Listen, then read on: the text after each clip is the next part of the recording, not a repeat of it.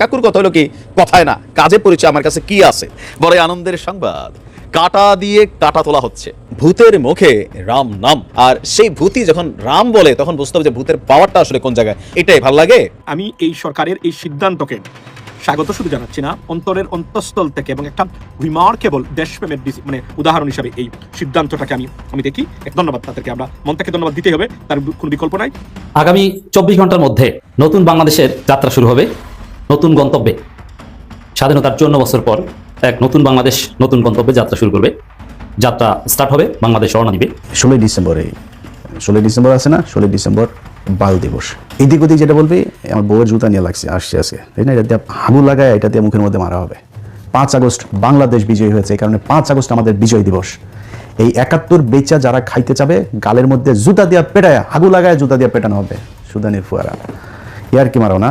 আমি তাদেরকে open challenge করি, আমার সঙ্গে বসুক, ইলিয়াস বসুক, পিনাকি বসুক, দুজনে একসঙ্গে বসুক, ওপেন চ্যালেঞ্জ আমার, বসুক আমার সঙ্গে, দেখেন তারা লজিক দিয়ে পারে কিনা। অপারেশন করার সময় মৃত্যু হয় বেগম খালেদা জিয়ার, ভিডিও প্রকাশ হয়। দর্শক দেখতে পাচ্ছেন খালেদা জিয়ার অপারেশন থিয়েটারের ভিডিও ফুটেজটি ভাইরাল হয় এবং তার মৃত্যুর ঘটনা কিন্তু সবকিছু জনমানুষের সামনে আসে। দুদিন আগেই মারা গেছেন, সত্য গোপন করা হচ্ছে শুধু এই জন্য বিএনপি বুঝে গেছে খালেদা জিয়া না থাকলে দলের ভিত্তি মাটিতে মিশে যাবে। বিএনপির ভেতরে নাকি একটাই ভয়, খালেদা নেই মানে ভোট নেই। প্রিয় দর্শক, বাংলাদেশের রাজনৈতিক প্রেক্ষাপট ও সার্বিক পরিস্থিতির কিছু ভিডিও নিয়ে আপনাদের সামনে হাজির হয়েছি, যার কিছু অংশবিশেষ আপনারা ইতিমধ্যেই দেখে ফেলেছেন, এবং এই অংশবিশেষ দেখার মাধ্যমে আপনারা বুঝতে পেরে গেছেন যে আজকের ভিডিওটা কতটা গুরুত্বপূর্ণ হতে যাচ্ছে। তাই প্রিয় দর্শক, সম্পূর্ণ ভিডিওটি না টেনে দেখলে আপনারা ভিডিওর মূল বিষয়টি বুঝতে পারবেন। আমি আর বেশি কথা বাড়াবো না, তবে যারা চ্যানেলটিতে নতুন তারা সাবস্ক্রাইব করে পাশে থাকা বেল আইকনটি বাজিয়ে দিবেন, আর যারা ইতিমধ্যেই সাবস্ক্রাইব করে রেখেছেন তাদেরকে অসংখ্য ধন্যবাদ। তো চলুন একটি লাইক দিয়ে ধারাবাহিকভাবে সম্পূর্ণ ভিডিওর বিস্তারিত আলোচনা দেখে আসি। আর 1 সপ্তাহ পরে বাংলাদেশে বাল দিবস। বাল দিবস পর্যন্ত বাল দিবস হলো এই 16 ডিসেম্বরে। 16 ডিসেম্বর আছে না, 16 ডিসেম্বর বাল দিবস। এটার এদিক ওদিক যেটা বলবি, আমার বউয়ের জুতা নিয়ে আসছে আজকে, তাই না? এটা দিয়ে হাগু লাগায়, এটা দিয়ে মুখের মধ্যে মারা হবে। 16 ডিসেম্বরের যে বিজয় দিবস বলবি ওইটারে। এই ব্যবসা সব শেষ, এই ব্যবসা তো কেউ বন্ধ করতে হবে। এই যে এখন দেখেন না, আওয়ামী লীগ চলে গিয়েছে, এখন বিএনপি এসেছে, এসে তারপরে সেই ব্যবসা আবার শুরু করেছে। সব শেষ। তারেক রহমানের একটা বক্তব্য শুনলাম। তারেক রহমান ভাই, আপনি সব শেষ যে বক্তব্য দিয়েছেন, আপনার বক্তব্য কিন্তু আমরা এই 71-এর মুক্তিযুদ্ধ নিয়ে গত 6 বছরে 7 বছরে আপনার অনেক বক্তব্য আমরা শুনেছি। আপনি কিন্তু একদম মানে পড়াশোনা যে প্রচুর করেছেন ইতিহাস নিয়ে, সেটা বোঝা গিয়েছে। আপনি বই ধরে ধরে তারপরে এই আলোচনাগুলো করতেন, সেই বক্তব্য শুনেছি। আজকের এই 2 দিন আগের যে বক্তব্য আপনি ইতিহাস নিয়ে দিয়েছেন, সেই ইতিহাসের বক্তব্য আর আপনি এতদিন যে বক্তব্য বলেছেন সেটা মিলছে না একসাথে। যদি আওয়ামী লীগের বয়ান যদি আপনি ইতিহাস মনে করেন, তাহলে আওয়ামী লীগের বয়ান অনুযায়ী আপনার আব্বা কিন্তু একজন রাজাকার। এটা কিন্তু মাথায় রেখে তারপরে ইতিহাস নিয়ে আলোচনা করতে হবে, খুব সাবধানে। আর যদি মনে করেন না আসলে ইতিহাস নিয়ে কথা বলতে চাই, ইতিহাস যেটা সত্য সেটা জানাইতে চাই, তাহলে অনুরোধ থাকবে আল্লাহর রাস্তায় আপনাদের নির্বাচনী ইশতেহারে যেন এবার থাকে কতজন মানুষ মারা গিয়েছে, কতজন মানুষ ধর্ষিত হয়েছে, কতজন মানুষ আসলে মুক্তিযোদ্ধা ছিল, কতজন রাজাকার ছিল, এটা আমরা দিব। এটা জরিপ করবো। আর বেশি দিন সময় নাই কিন্তু। জেনুইন অরিজিনাল মুক্তিযোদ্ধা, মুজাম্মেলদের মতো ভুয়া মুক্তিযোদ্ধা, অরিজিনাল মুক্তিযোদ্ধা তারা কিন্তু এখন সবার বয়সে 70-এর উপরে।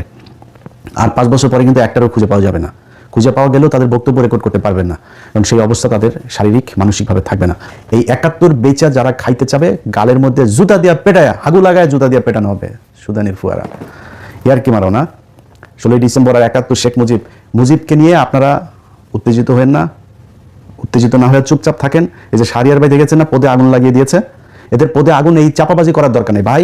বই দেখায় মুক্তিযোদ্ধারা যে বই লিখে দিয়ে গিয়েছে, তাজউদ্দিনের মেয়ের বই যদি পড়েন, আওয়ামী লীগের লোকের 90% ইমান চলে যাবে।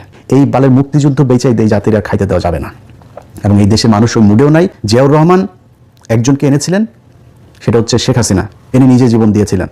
এখনকার বিএনপির তারেক রহমান সাহেব যদি ভালোবেসে আবার শেখ হাসিনা বা আওয়ামী লীগের জয় পুতুল এদেরকে আনতে চান, আপনার অবস্থা কিন্তু আপনার বাপের মতোই হবে। অতএব খুব হিসাব করে লস কতটুকু করবেন। হ্যাঁ, আপনি এবার হয়তো ক্ষমতায় না আসতে পারেন, পরের বার আসবেন, দল গুছান, ভালো করেন, ভালো। আপনি জামাত ইসলামে তো ভুল আছে, দোষ আছে, সমস্যা আছে, সেগুলি তুলে ধরেন। আপনার পরের বার আসবেন, মেরে ফেলবে না, মাজার কোমর ভাঙবে না, দেশ থেকে বের করে দিবে না, পয়জন দিয়ে জেলখানায় নিয়ে আপনার মায়ের মতো মারবে না, দেশে থাকতে পারবেন। এটা সহনশীল পরিবেশ থাকবে। এই যে এইবার অনেক কিছু তো হচ্ছে জামাত বিএনপির মধ্যে, আপনি দেখেন জামাতের লোকজন যাচ্ছে হসপিটালে দেখতে, বিএনপির মহাসচিব এই বদমাইশও দেখলাম তার বাইরে দেখতে গেছে। তাও এতটুকু তো আছে এখনো পর্যন্ত। এখন ঘুরায়া পেঁচায়া মুক্তিযুদ্ধ নিয়ে কোনো কথা বলা যাবে না, মুক্তিযুদ্ধের ব্যাপারে কোনো মুক্তিযোদ্ধাদের নিয়ে কোনো কথা বলা যাবে না। তাইলে মেজর ডালিম কই, কর্নেল হুদা কই, মেজর কর্নেল নূর কই, কর্নেল এই ওই যে রশিদ কই, তারা কোথায়? তাদেরকে দেশে থাকতে দিস নাই কেন? যেসব মুক্তিযোদ্ধারা বাংলাদেশে যে বুকের মধ্যে যে ধনেটা লাগায় না, লাগাই দিয়ে তারপরে ঘুরে না, শালারা সব ভুয়া মুক্তিযোদ্ধা। এই যে ভাব নিয়ে এসে এতদিন যে আওয়ামী লীগের সামনের চেয়ারে এসে বসতো না 20,000 টাকা করে গেলে, অরিজিনাল মুক্তিযোদ্ধা, অরিজিনাল। অবশ্যই অনেক মানুষ সেই সময় এই 5ই আগস্টের মতো এরকম অনেক মুক্তিযোদ্ধা সেই সময় যুদ্ধে নেমেছিল। আসলেই তারা এই বৈষম্যমুক্ত একটা দেশ চেয়েছিল, কিন্তু তারা এই পাকিস্তানি শাসক গোষ্ঠীর থেকে সরে এসে ভারতীয় শাসক গোষ্ঠীর ভারতের ভেতরে ঢুকতে চায় নাই। তো পাকিস্তান কি করেছে? পাকিস্তান বাংলাদেশের বৈষম্য করেছে। কতটুকু বৈষম্য করেছে? পাকিস্তান এই দেশে সংসদ ভবন বানিয়ে দিয়ে গিয়েছে, কমলাপুর রেল স্টেশন বানিয়ে দিয়ে গিয়েছে। এর আগেও আরেকদিন বলেছি, এই ঢাকা বিশ্ববিদ্যালয়ের যে ইউনিটগুলো দেখছেন না, ঢাকা বিশ্ববিদ্যালয় প্রতিষ্ঠা হয়েছে 1921 সালে। এরপর আপনি আলাদা আলাদা এখানকার বিভিন্ন বিভাগগুলো দেখেন, প্রতিটা অনুষদ আপনি দেখবেন এই 1947 থেকে 1971-এর এই মাঝখানেই। আর 71-এ বিপ্লবী জাতিরা দেশ স্বাধীন করিয়া কি বাল ফালাইলো, তারা একটা খালি ডেভেলপ করলো। সেটা কোনটা? 1974 সালে।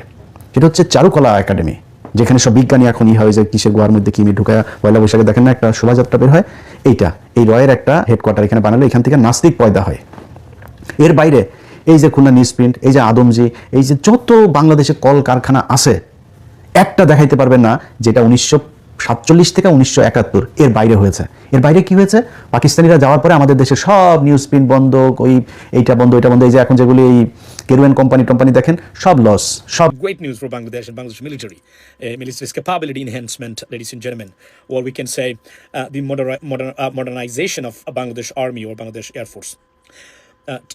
চীনের J-10C পরে এই মুহূর্তে T-129 নামক ইউরোফাইটার কিনছে বাংলাদেশ ইতালি থেকে, এবং আজকে লেটার অফ ইন্টেন্ট বা কেনার জন্য যে এটা মানে তারা প্রথমে রিসিভ করেছেন, এবং এটা একটা great news ladies and gentleman. অর্থাৎ সরকারের আমি সরকারকে ধন্যবাদ দিই এই কারণে যে সরকার বুঝতে পেরেছে যে ধরনের আগ্রাসন আমাদের সীমান্তে অবস্থান করতেছে এই মুহূর্তে, এই আগ্রাসন কোনো অবস্থাতে ইলিমিনেট করা সম্ভব না। ইভেন দো তাদের নতজানু বা তাদের স্লেভ হয়েও সম্ভব না। তারা কোনোভাবেই এখান থেকে তারা মানে পিছু হটবে না, আনলেস আপনি force them to go backward.